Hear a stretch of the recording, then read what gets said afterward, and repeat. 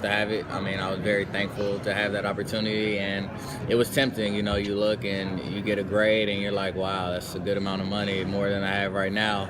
But for me, it was, more about that. I want to be best prepared when I get to the next level, and coming back was good for me because there's some things I wanted to work on still, but also I can get a second degree from IU, which that's something nobody can take away from me. So I'll leave with 2 degrees and have an opportunity to accomplish a dream that I've had since I was 5 years old. So just those opportunities kept me back, and then one more go around with T. Gray and Rich and all of them, knowing that we want to leave a legacy and leave IU better than we found it, and leave a legacy there.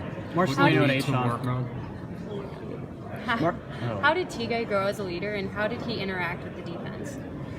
T. Gray, he's definitely, I think, is a more vocal piece. He's always been one of our leaders, even when he first came in. Naturally, when you make plays and you're a good player, you're a leader. But this year, he just, he took on a leadership role as far as being more vocal. He's hilarious. I'm not going to lie. Everybody gravitates to him. Motivational is his big thing. He needs to be a motivational speaker once football is over with. If you don't follow him on social media, it's the funniest thing ever. But, he just continues to grow, He sets the standard, and we follow him, whether it's in workouts, being first in all his races, or whoever he's competing against and giving his all out there. And we know he's going to bring the best every day, and that challenges you. So, he's definitely grown. It's been fun to watch, seeing him starting.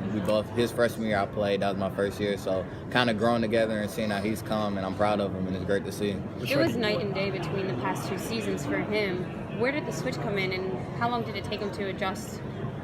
I think if you're talking about leadership, I think the switch was mainly because he was a young guy. Those older guys are kind of in the leadership roles. Skill-wise, too.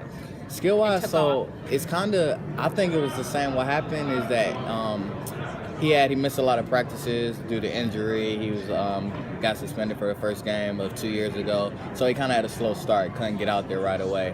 But I remember his freshman year playing, he was all over the place, and that was with limited snaps. So I know we've always seen the talent, and he's always made plays. I think last year, though, when you go to start and roll and you're playing 90% of the snaps, now you could just make plays down in, and he was all over the place. So no matter where the ball was, I thought he was a ball magnet. He was always there.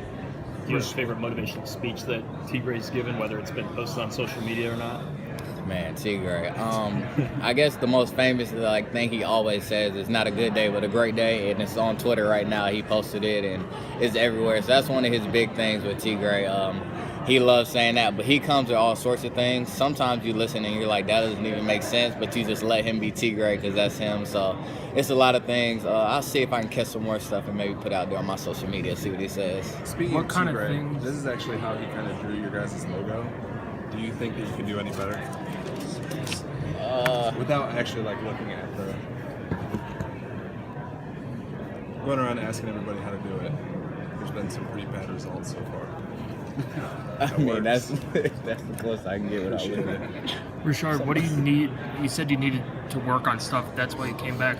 What are some of the things you do need to work on?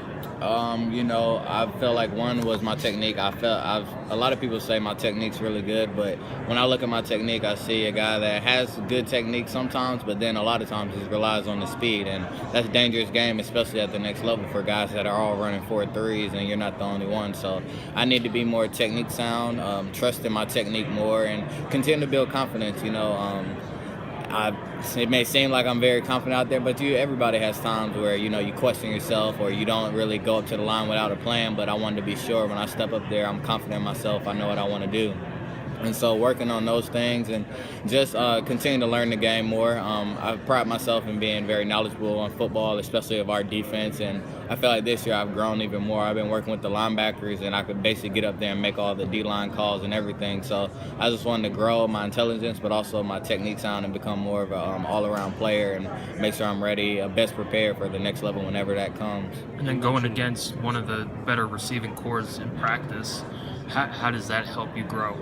That definitely helps. I got to attribute that why I've been able to do what I've done in the Big Ten. When you come in going against Cody Latimer, Kofi Hughes, Shane Wynn, DeWeese Wilson, Nick Stoner, I can name them. And then next year you got Semi, Nick, you got Shane again. So it's just so many people, and each year I don't get a break in practice. Ricky Jones, Mitchell Page. There's so many that I can name, but they've all made me great. If I want to go in the slot, I get work. If I want to go outside, I get work. And they're all different breeds. This year I have Nick and Semi and Semi's the big body. Nick is like big body but still faster and like real skillful. And then I have Tazier Mack who's coming on, who's a fast, twitchy receiver. So they all give me different looks, and it lets me work on so many parts of my game for all the great receivers in the Big Ten. What kind of receiver is the toughest to guard? For me, I would have to say the bigger receivers, just because it's gonna be some push-offs in the league. That's how it is. We get away with some stuff as DBs too. So working with Semi helps me a lot because he is a little stronger and he likes to body you a little bit. So those things make my game stronger and makes me deal with those bigger receivers that are gonna do that in the game to me. Hey, Sean and Marceline.